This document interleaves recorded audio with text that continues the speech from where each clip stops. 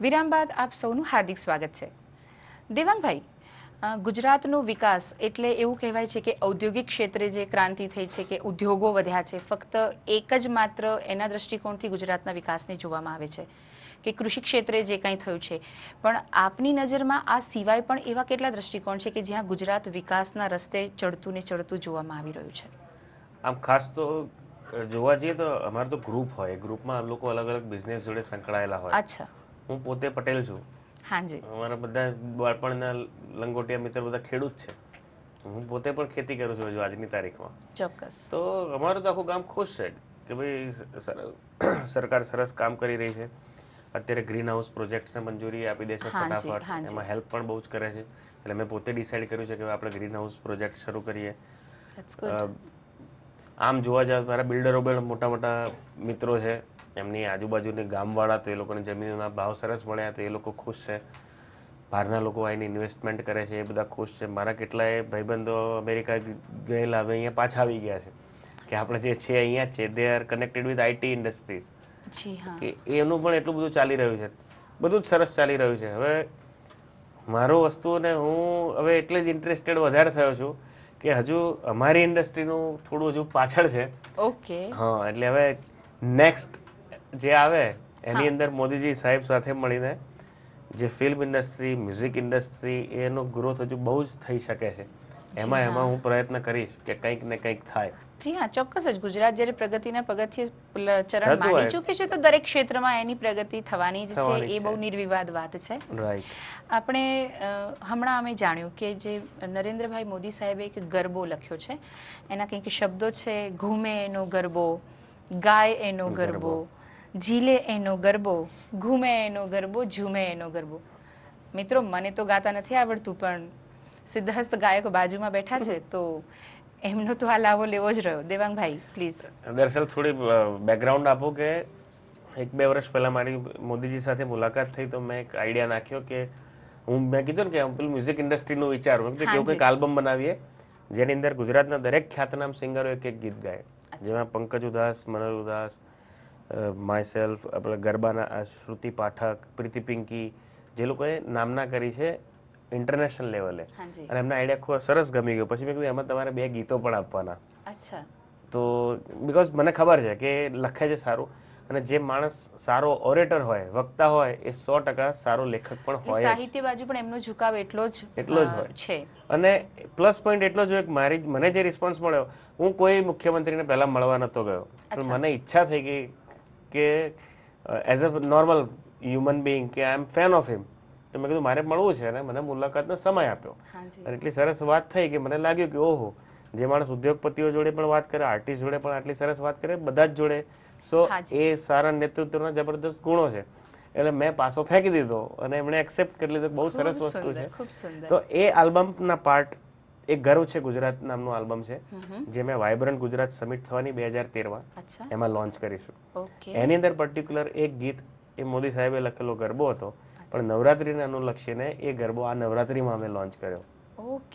અને 5 જાણીતા સિંગરો, 6 જાણીતા સિંગરો ગરબાના, જેમાં હેમંત ચૌહાણ, મુસા પાઈક, પ્રીતિ પિંકી, માયસેલ્ફ, શ્રુતિ પાઠક અને ઐશ્વર્યા મજમુદાર, એ 6 અંદર એનો અવાજ આપ્યો છે. મ્યુઝિક કમ્પોઝિશન મારું છે.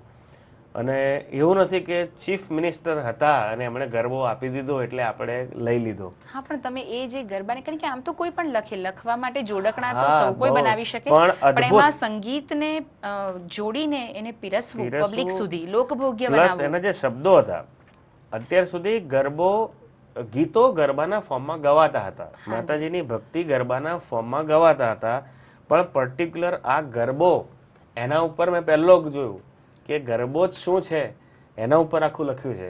અને એ વસ્તુ મને ખુશ થઈ ગયો ને એટલે હું આપીશ કે અમે પણ આખી દુનિયામાં ફરીને ગરબાના પ્રોગ્રામ્સ કરીએ છીએ, પણ કાયમ થતું હતું કે આના જેવો મોટો ડાન્સ ફેસ્ટિવલ તો આખા વર્લ્ડમાં કોઈ નથી, જ્યાં કરોડો લોકો જ્યાં જગ્યા મળે ત્યાં પોતપોતાની રીતે બસ ગરબે ઘૂમતા હોય. એટલે એ વસ્તુ મગજમાં તો ચાલતી હતી ને, એમાં શબ્દો મને મળ્યા એટલે પછી પૂછવાનું રહ્યું જ નહીં. એટલે પ્રસ્તુત કરીશ તમારી સામે. ચોક્કસ, અમને ખૂબ જ આનંદ થશે દેવાંગભાઈ. હે ગાય એનો ગરબો ને ઝીલે એનો ગરબો, ગાય એનો ગરબો ને ઝીલે એનો ગરબો, ગરબો ગુજરાતની ગરવી મીરાત છે. હે ઝૂમે એનો ગરબો ને ઘૂમે એનો ગરબો, ગરબો ગુજરાતની ગરવી મીરાત છે. બહુ સરસ છે. સંસ્કૃતિએ ગરબો, પ્રકૃતિએ ગરબો, વાંસળીએ ગરબો, મોરપીંછ ગરબો. ગરબો માતાજીનું કંકુ રળિયાત છે. અદ્ભુત શબ્દો છે કે એમણે દરેક જગ્યાએ ગરબો જોયો છે. ખરેખર બહુ સુંદર રજૂઆત છે એમના લેખન શૈલીમાં પણ, ને આપે પણ ખૂબ સુંદર રીતે રજૂ કર્યું. હાજી. અને હજુ પણ જેને આખો સાંભળવા માંગતા હોય હાજી એ www.narendramodi.in ઉપર મૂકેલો છે ફ્રી ડાઉનલોડમાં. તમે લોકો સાંભળી શકો છો. દર્શક મિત્રો ચોક્કસ જ નોંધ કરી શકો છો. www.narendramodi.in ઉપર આપ આખો ગરબો માણી શકો છો. અને ચોક્કસ જ આપણા ગુજરાતનું જે ગૌરવ સમાન વાત કરી રહ્યા છે દેવાંગભાઈ, બસ એની મજા આપ પણ લઈ શકો છો. દેવાંગભાઈ, ગરબો, ગીતો, પણ ક્યાંક અમે એવું પણ સાંભળ્યું હતું કે રેપ સિંગર, પટેલ્સ રેપ હતો એમ, પટેલ સ્કોપ, એ તો બહુ પહેલાંની વાત થઈ, આઈ થિંક 1998ની. અત્યારે જે આ માહોલ છે, અને તમે આમ બહુ તરત શીઘ્ર લખી શકો છો, વિચારી શકો છો, એવું પણ અમને જ્ઞાત છે.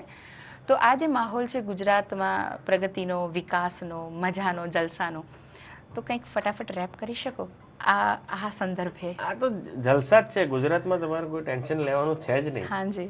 હા, પણ હવે અત્યારે ફટાફટ તો રેપ નહીં આવે, પણ એ કીધું ને કે એક મેન્ટલી તમને રિલેક્સેશન રહેતું હોય કે આપણે પ્રગતિના પંથે છીએ, ત્યારે આપણો મગજની બારી ખુલી જતી હોય છે. અને એ મગજની બારી ખુલેલી બારીમાં મને ઊંધા વિચારો આવે છે. એટલે કીધું કે વિકાસ સ્ટેટનો થઈ રહ્યો છે, તમારા મગજનો વિકાસ જેમ બને એમ જલ્દી કરજો. અને એને અનુરૂપ થતો જ્યારે તમે પોતે જ્યારે આટલા વિકાસ જોડે મનમેળ રાખીને આગળ વધશો, તો દુનિયાના લોકો તમારા ઉપર નજર કરશે. સાચી વાત. અને એટલે જ મારી તો લોકોને સલાહો આપવાનો જ સ્વભાવ છે. એટલે આ વખતે આ ઘૂમેનો ગરબોની જોડે જ એક બીજી સરસ દેવાંગ પટેલની કથા રજૂ કરી હતી મેં દરેક નવરાત્રી પ્રોગ્રામમાં. અચ્છા જી. જે તમને સંભળાવીશ કે જિંદગીના પહેલા 20 વર્ષ તારા બાપાએ કીધું એ કર્યું. ઓકે. અને પછીના 20 વર્ષ તારી બૈરીએ કીધું એ કર્યું. એના પછીના 20 વર્ષ તારા છોકરાએ કીધું એ કર્યું. તો ડોબા આખી જિંદગી તે પોતાનું શું કર્યું? તો હવે કઈ નહીં, એક હાથ આમ ને બીજો હાથ આમ ને બોલો રામ બોલો ભાઈ રામ, રામ બોલો ભાઈ રામ. તો એવું જ થશે. એટલે જ જલ્દીમાં જલ્દી વિકાસ સાથે આગળ જાગો અને આગે બઢો, પ્રગતિના પંથે આગે બઢો. વિવેકાનંદજીનું 150મું વર્ષ છે. મારા તો આઈડલ છે આ બધા. અને ખાસ કરીને એ જ છે કે જો મારા આઈડલમાં અબ્દુલ કલામ આવે, સ્વામી વિવેકાનંદ આવે, મારે અટલ બિહારી વાજપેયીજી આવે, એવી રીતે નરેન્દ્ર મોદી બી આવે. અને કારણ કે હું અમારા બધામાં એક જ સામ્યતા કે અમે બધા વાંઢા. દર્શક મિત્રો, વિરામ બાદ આપને ફરી મળીશું. દેવાંગભાઈ સાથે આપની ચર્ચા ચાલુ છે.